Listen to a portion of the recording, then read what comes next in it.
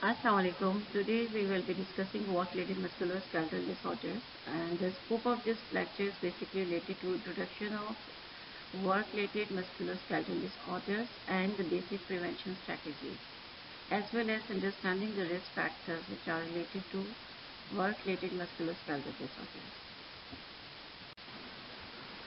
Work-related muscular disorders can be defined as any injury or disease that affects bones, tissue, nerves, or sometimes circulatory system, but these are often caused by the work-related trauma. It can be related to any kind of work in any occupation, depending on the type of exposure specifically. Most of the WMSDs are caused by repetitive strain or trauma to the musculoskeletal system like muscles, bone, tendons. And when this type of trauma or harm occurs at the workplace, it is referred to the related work or the job nature of job. The example of WMSDs includes carpal tunnel syndrome, trigger finger, back injuries, and tendinitis. Backache is also one of the most common, the worldwide most common musculoskeletal disorder, or as well as the occupational disease. The risk factors for WMSDs can be classified into mainly three categories: physical factors, individual factors, and organizational factors.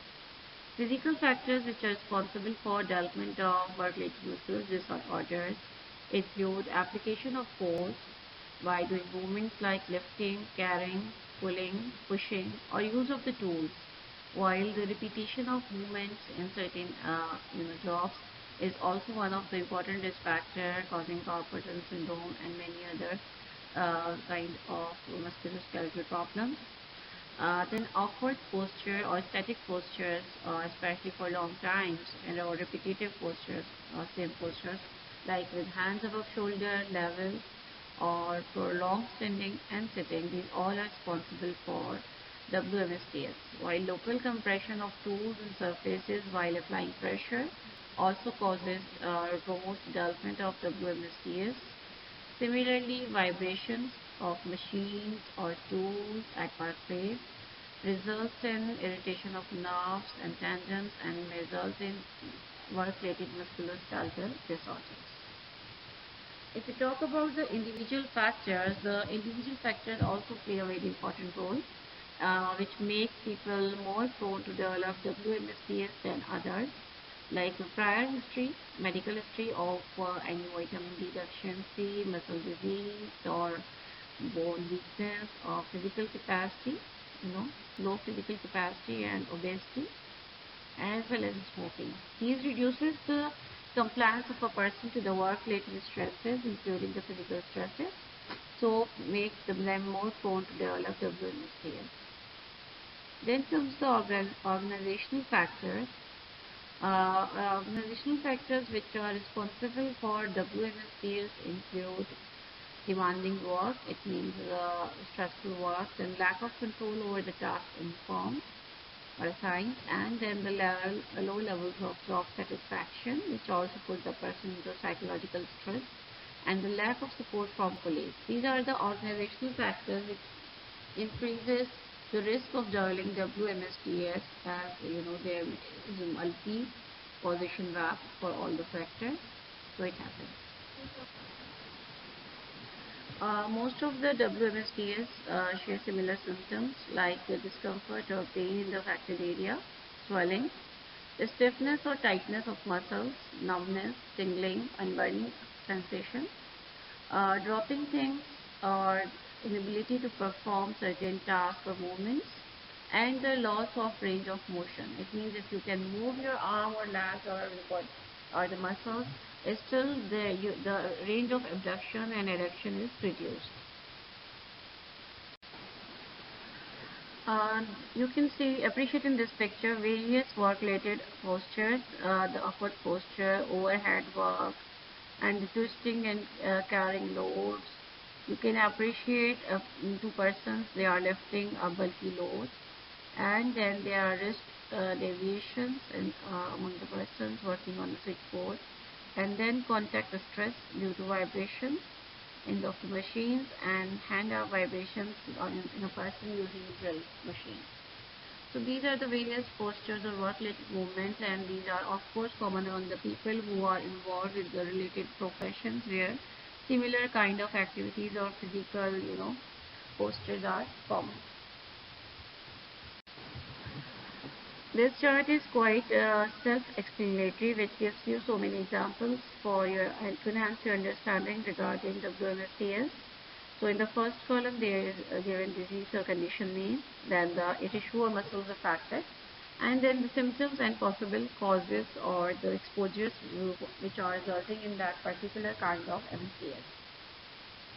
Okay, so the carpal tunnel syndrome is the one which occurs in the median nerve and blood vessels and tendons. The main symptoms include numbness, tingling affecting the thumb, index, middle, and half of the ring finger, especially the night, and weak grip. While it is usually caused by repetitive flexion of the wrist.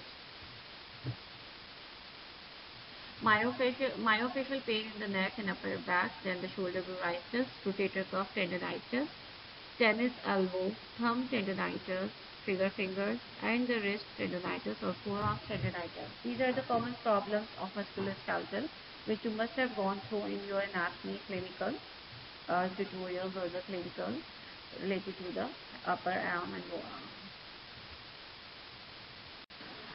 arm. There are various prevention strategies to prevent the development of WMSDs, which can be applied at organizational level in all kinds of occupations where workers are prone to develop WMSDs. But there is a hierarchy in implementing such strategies or prevention strategies. So the number one approach or the most preferred approach is the use of engineering control. Basically, this approach tries to prevent and control WMSDs by designing the job which takes in account the capabilities and limitations of the workforce and use engineering measures to control that. For example, changing the way materials, parts, and products can be transported from one place to another, so that this will avoid the lifting and pushing and pulling of the heavy weights by the worker. Like, for example, using mechanical assist devices to relieve heavy load lifting and carrying tasks, or using handles or slotted head holes in packages requiring manual handling. Likewise, another example is changing workstation layout, which might include using height adjustable workbenches or locating tools and materials within short reaching distances to avoid unnecessary stretches on the muscles. In the hierarchy from the top, use of administrative controls lies at the second level. This means changes in work practices and management policies of the organization to avoid or to prevent the development of WMSDs among the workers. So the administrative control strategies also include the policies as well as the practices that reduce WMSDs risk, but they just do not eliminate the hazard. So hazard is there, but they try to cope well with that existing hazard in the organization. Administrative controls can be helpful as temporary measures only because they do not reduce the risk and do not eliminate that from the environment.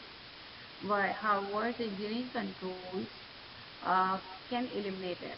But when engineering controls are not possible for feasibility reasons or cost issues or limitations, then administrative control is the second in hierarchy, and we try to go for administrative control.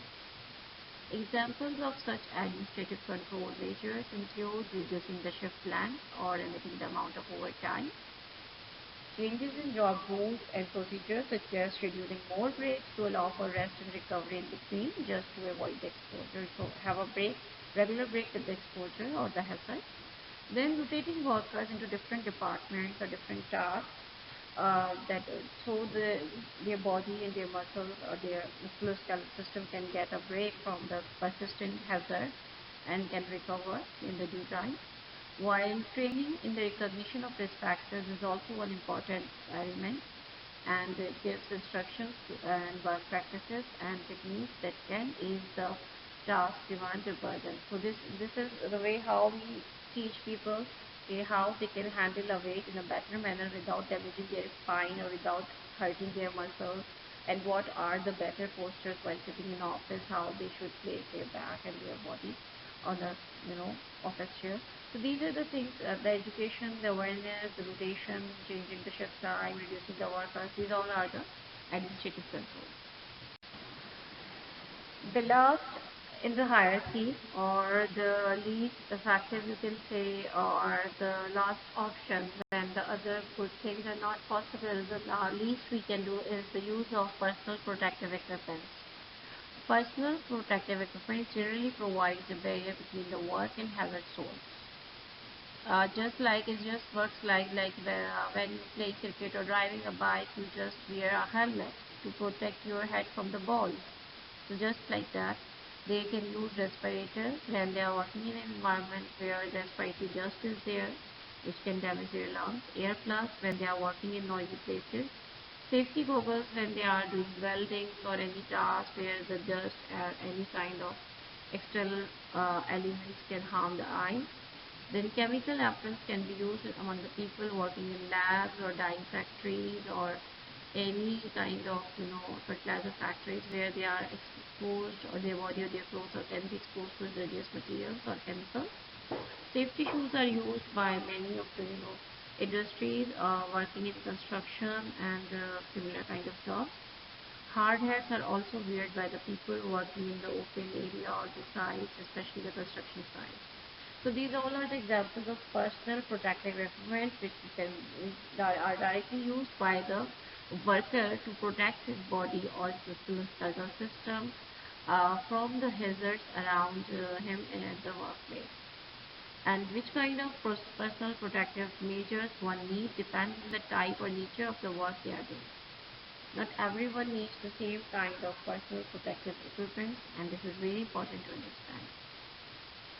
Weather braces, wrist splints, back belts, and similar devices can be regarded as offering personal protection against ergonomic hazards remains an open question.